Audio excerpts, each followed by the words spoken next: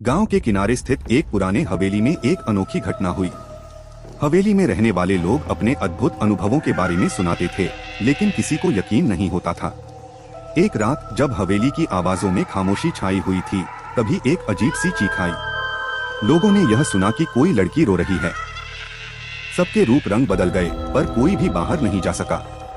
वे सभी चौंके हुए थे और घटना के पीछे का राज जानने के लिए उत्सुक थे। कुछ दिनों बाद एक और घटना हवेली में हुई।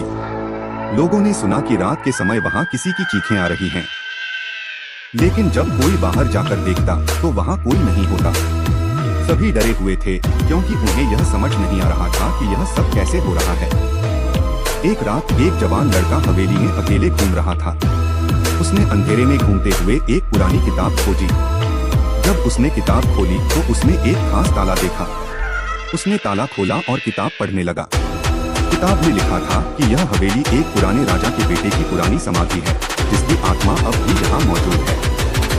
उसने जब वह आत्मा को शांत करने का उपाय ढूंढा तो उसने पाया कि वह चीखें उस समय आती हैं जब आत्मा को कोई भी चिढ़ाता है या उसकी आत्मा को कुछ करने से रोकता है। उस लड़के को चौंका सा लगा, लेकिन फिर भी वह अपनी मिशन पर जारी रहा। वह आत्मा को शांति देने का तरीका जान चुका था। वह एक प्राचीन मंत्र जपने लगा और वहाँ की स्थिति को सुलझाने का प्रयास किया। धीरे धीरे वहाँ की आवाजें और चीखें कम होने लगी। लोगों का भय कम हो गया और हवेली में पुनः शांति का माहौल बन गया। लोग उस लड़के की बहादुरी को सराहने लगे और हवेली में फिर से खुशहाली बस गई। इस घटना ने साबित किया कि अजीबोगरीब घटनाओं के पीछे हमेशा कोई न कोई कारण होता है। बस हमें उसे समझने की कोशिश करनी चाहिए, न कि उससे भागना।